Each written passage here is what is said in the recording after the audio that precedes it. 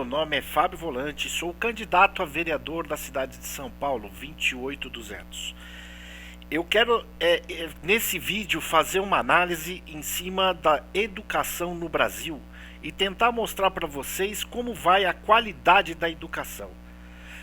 Nesse primeiro vídeo eu quero conversar com vocês a respeito da formação de professores e a formação de outros profissionais, para entender se realmente as cidades estão recebendo bons profissionais e se realmente estamos formando bons profissionais.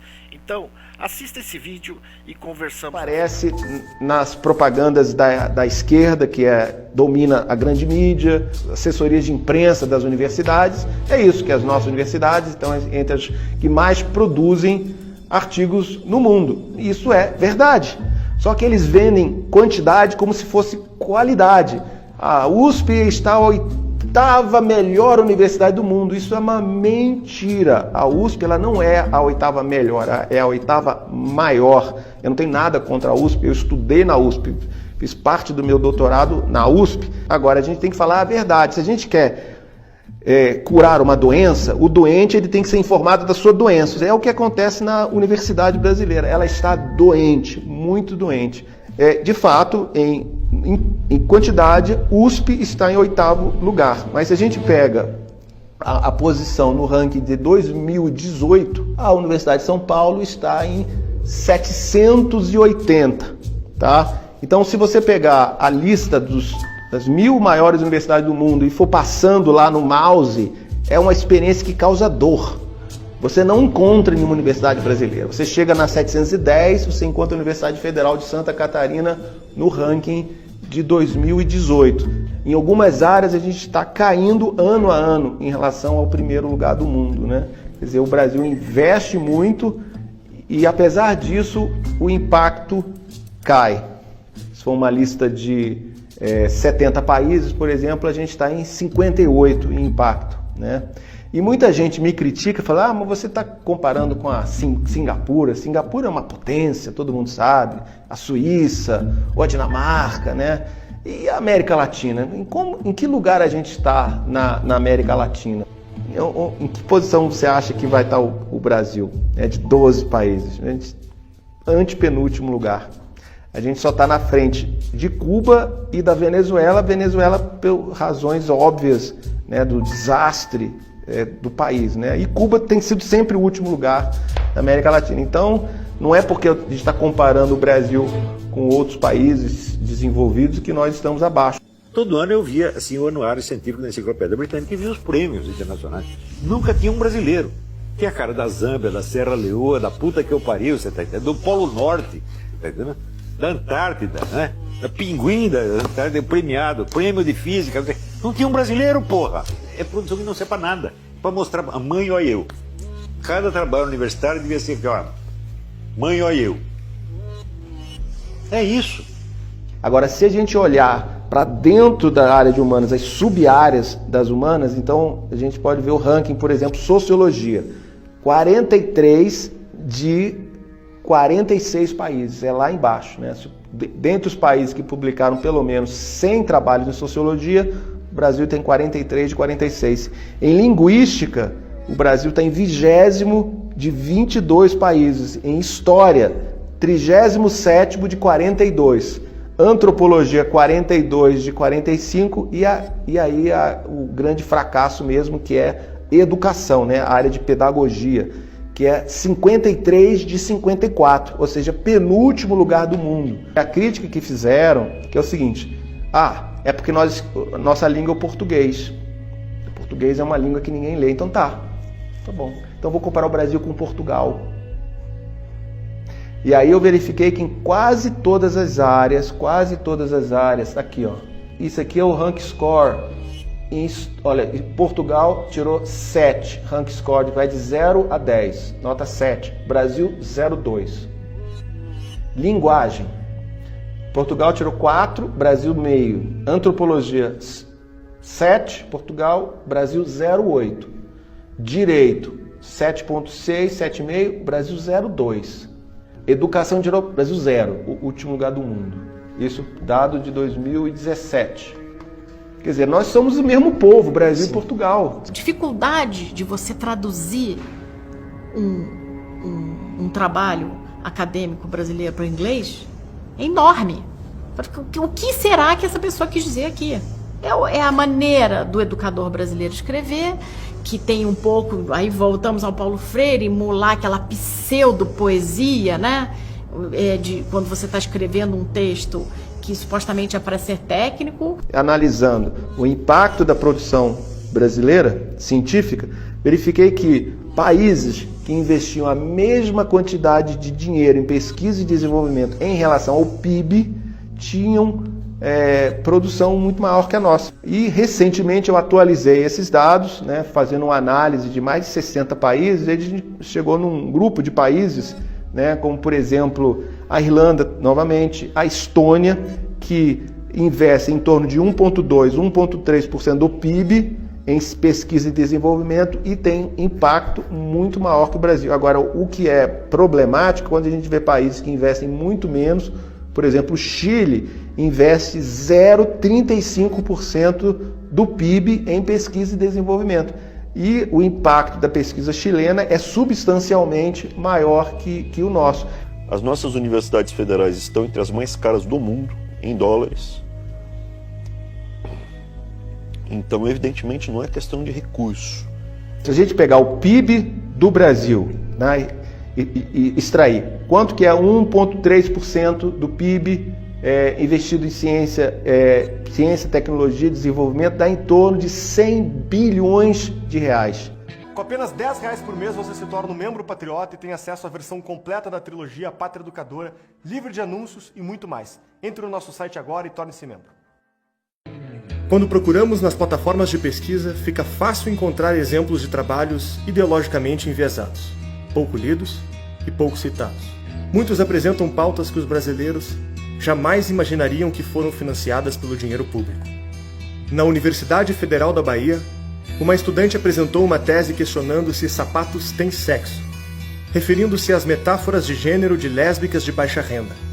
Na mesma universidade, outro estudante teve seu mestrado financiado para produzir uma pesquisa autoetnográfica, analisando a prática de sexo oral entre homens dentro do banheiro de uma estação de trem. O valor da bolsa foi de R$20 mil do dinheiro público. Na Universidade Federal de Juiz de Fora, um dos temas aprovados pelo mestrado foi Por onde andam os gogoboys de Juiz de Fora? A produção científica brasileira internacionalmente não existe. Ela simplesmente não é mencionada. Ninguém lê esta merda. E vai ler para quê? Para perder seu tempo? O prejuízo que as universidades dão ao Brasil são muito maior do que a corrupção. Né? Você pega todos os roubos de dinheiro público, a universidade é pior. A linguagem academicista e romantizada esconde o vazio e a promiscuidade do financiamento estatal. Uma vasta quantidade de trabalhos acadêmicos vão desde categorias pornográficas até a relativização da pedofilia. Enquanto o sistema público privilegia produções acadêmicas que não contribuem com as demandas sociais, áreas de vital importância ficam em segundo plano. Uma coisa que me chama a atenção é a quantidade de vagas destinadas para ciências sociais. Eu não estou nem falando da infinidade das ciências humanas, mas sim das ciências sociais. Aqui na Universidade Federal do Rio Grande do Sul, da onde eu sou egresso, são 100 vagas para o curso noturno e 60 vagas para o curso diurno. São 160 vagas por ano. E aí tu vai perguntar, pô, Conrado, mas que bom que tem muitas vagas, eu fico muito feliz também. O problema é que é discrepante em relação a outros cursos. Por exemplo, engenharias, tem 20 vagas, algumas delas. Engenharia de alimentos, engenharia de energia, né? A gente questiona tanto a importância da energia hoje, tem 21 vagas. Engenharia hídrica, o Brasil, o maior recurso natural é a água, 21 vagas. Odontologia, noturno lá, 21 vagas. Até curso de fonoaudiologia, 21 vagas. Biotecnologia, 20 e poucas vagas. Biomedicina, 20 e poucas vagas. E aí nas ciências sociais nós temos 160 vagas. Por que disso? Na minha visão, a parte mais triste disso é que entram 160 estudantes a cada ano e se formam muito pouco. Na proporção da formatura das ciências sociais, tem diversos cursos junto ali, relações internacionais, história, filosofia, ciências sociais. No ano passado se formaram 60. não só das ciências sociais, de toda a gama das ciências humanas, só 60. Desse universo geral que a gente conta aí, com quase 500 estudantes que entram por ano, 10% consegue chegar no final, dentro de uma seriação. O que me choca nesse ponto também é saber o porquê disso, porque é dinheiro alocado. Quem são essas pessoas egressas que saem dali? O que eles fazem? Que ponto que eles trazem pra gente, pra nós enquanto nação, afinal de contas, a universidade pública é dinheiro público? Na minha visão, o que a gente tem ali é uma grande manutenção dos partidários da esquerda.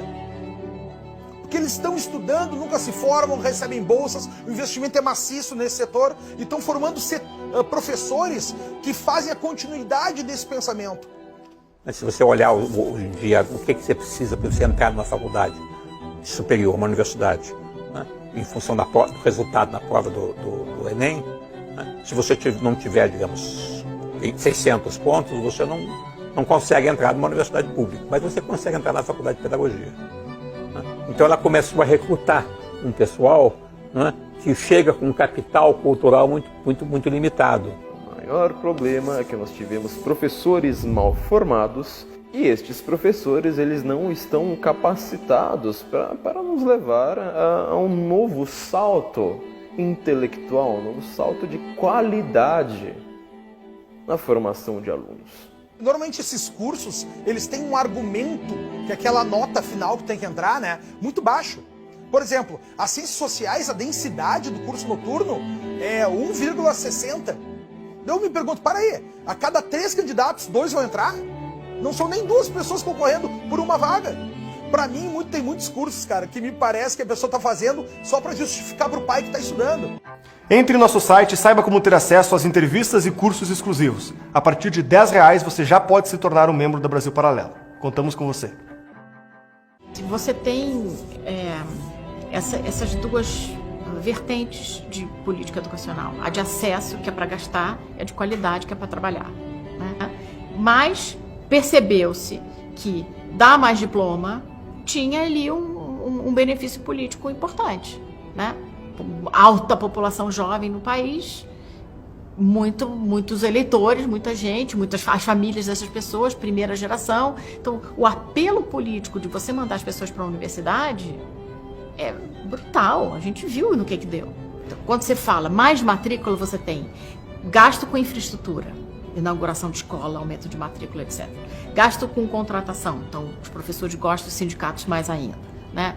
Gasto com material, editoras, etc. Então você gasta mais e todo mundo fica feliz. Então abrir escola é algo altamente populista, né? Você pode abrir escola, dizer que está atendendo o direito à educação e não ensinar nada. E essa é a história do século XX no Brasil, do final do século XX, né? Depois da Segunda Guerra, quando a gente teve os movimentos pedindo por mais educação, o que o governo brasileiro, no seu conjunto, em todos os seus arranjos, deu para o brasileiro foi matrícula. Você abre um monte de campos, dá emprego vitalício com segurança para não sei quantos mil professores, né? Sem nenhuma cobrança de qualidade. E tem, por outro lado, um apelo que chega a ser pecuniário, porque quanto mais professor trabalhando em universidade federal, mais contribuição sindical você tem, mais contribuição para o partido você tem. A opção, obviamente, de um governo que tem como uma das principais bases políticas o sindicato docente, nunca vai optar pela política de qualidade. Isso é um dado.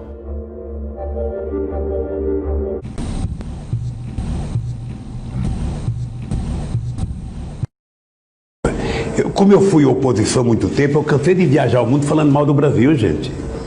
Era bonito a gente viajar ao mundo e falar, no Brasil tem 30 milhões de crianças de rua, no Brasil tem 30 milhões... A gente nem sabia, tem não sei quantos milhões de abortos, era tudo clandestino, mas a gente ia citando números, sabe? Se o cara perguntasse a fonte, a gente não tinha, mas a gente ia citando números.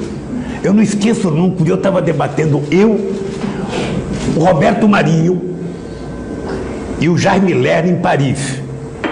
Aí eu estava lá falando, eu tinha os números, não sei de que entidade que era, também não vou dizer aqui, porque eu já tenho 68 anos, não vou. Mas eu estava dizendo, porque no Brasil tem 25 milhões de crianças de rua. Eu era aplaudido calorosamente pelos franceses. Quando eu terminei de falar, O Jaime Lerner falou assim para mim, ô Lula, não pode ter 25 milhões de crianças de rua, Lula. Porque senão a gente não conseguiria andar nas ruas, Lula. É muita gente. Pois bem, meus caros amigos, vendo esse vídeo, a gente consegue analisar o quanto a educação no Brasil em si é horrível. Os níveis estão cada vez pior. Isso tudo feito pela essa doutrinação esquerdista em aplaudir o senhor Paulo Freire, que nada contribuiu com absolutamente nada. Nós vemos o caos formando profissionais mal qualificados, que não são capazes mais de realmente exercer suas profissões. Nós temos também que isso vai se refletindo da mesma forma desde o ensino infantil até o ensino médio.